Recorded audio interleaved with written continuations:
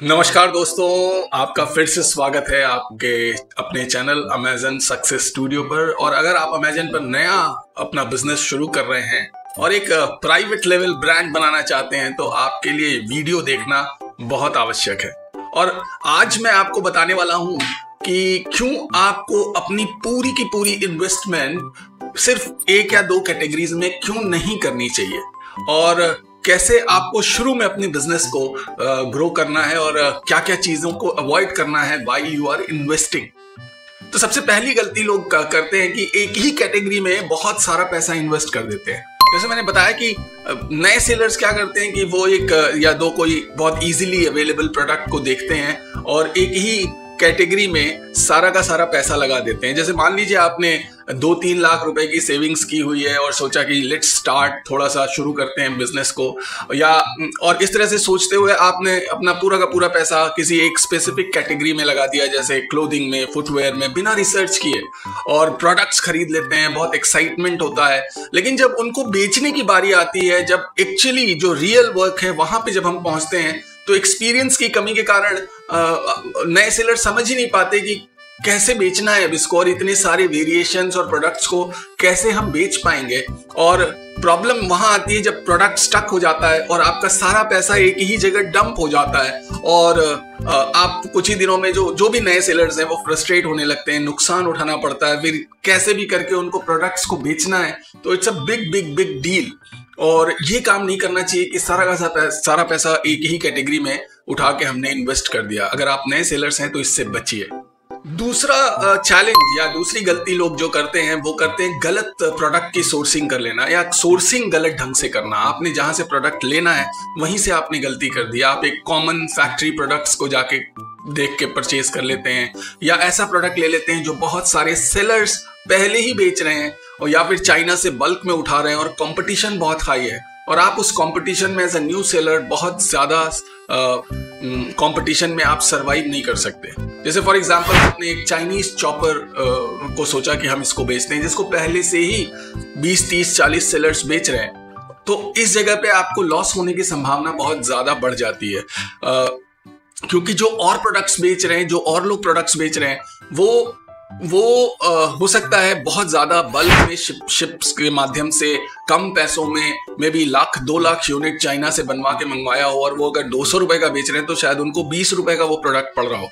लेकिन आप उस प्रोडक्ट को हाई सोर्सिंग हाई प्राइस में कर लेते हैं और आप उस तरह के प्राइसिंग कंपटीशन पे आप टिक ही नहीं पाते, तो आपके लिए बहुत बड़ा चैलेंज होता है। या कोई ऐसा भी हो सकता है जिसके पैसे फंसे हुए हों और वो अपना पैसा माल बेच के पैसा खाली करना चाहता हो, तो आपको कभी भी प्रोडक्ट बहुत ईज आउट में जाके नहीं लेना है। बहुत आराम से जो मिल रहा हो और आपको लग रहा हो कि मैं इसको ये बिकेगा, ऐसा नहीं होता। जो आपको पसंद है जरूरी नहीं है कि वो मार्केट को पसंद हो, इसलिए बहुत ध्यान से प्रोडक्ट की सोर्सिंग करना है। एक और गलती जो लोग करते हैं वो ये है कि वो रहते नॉर्थ इंडिया में हैं और प्रोडक्ट सोर्स कर लिया उन्होंने for example deep interior south India से, और जब भी नया लॉट बन के तैयार हो रहा है तो वो फिजिकली उस प्रोडक्ट को चेक नहीं कर पा रहे हैं और पैसा दिए जा रहे हैं और प्रोडक्ट मंगाए जा रहे हैं, लेकिन उसमें कोई भी चेंजेस या कोई भी अपग्रेडेशन नहीं कर पा रहे हैं और आपका कंट्रोल आपके वेंडर की क्वालिटी पे नहीं रह पाता। आप कंटिन्यूअसली वेंडर के साथ इन टच नहीं रह पाते, तो ये उससे भी आपको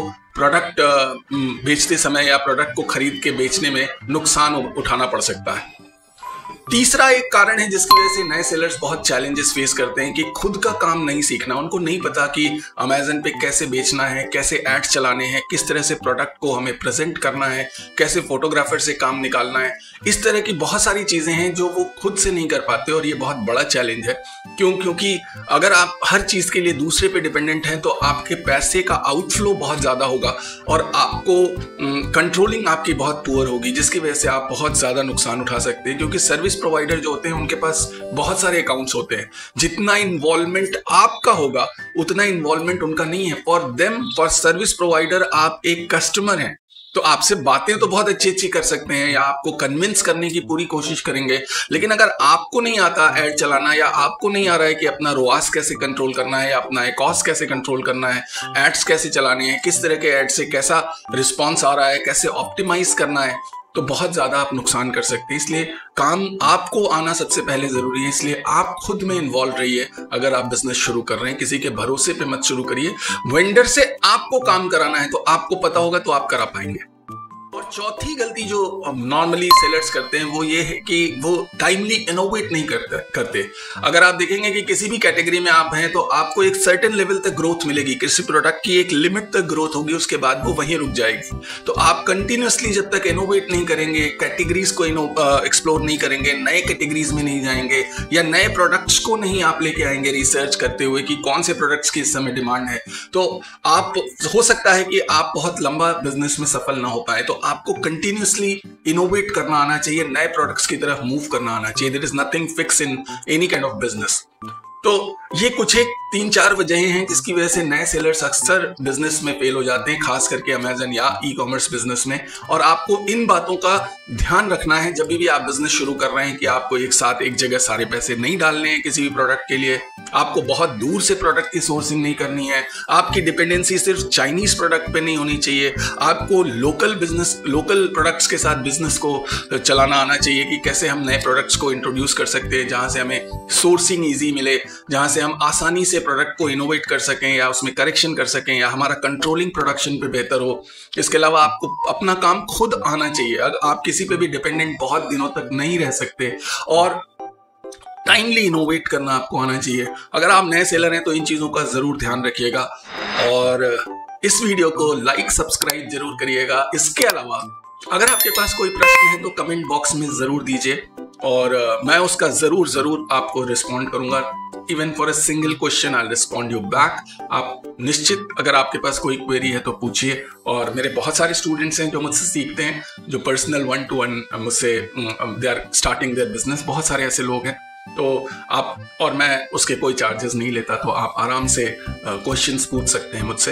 इट्स नॉट माय, किसी को ट्रेन करना या किसी की हेल्प करना मेरा फुल टाइम बिजनेस नहीं है। मेरा full time business Amazon business है और मेरा ई कॉमर्स बिजनेस है। तो मैं किसी के हेल्प के लिए मैं पैसे नहीं चार्ज करता, नहीं मैं उसको अच्छा मानता हूँ।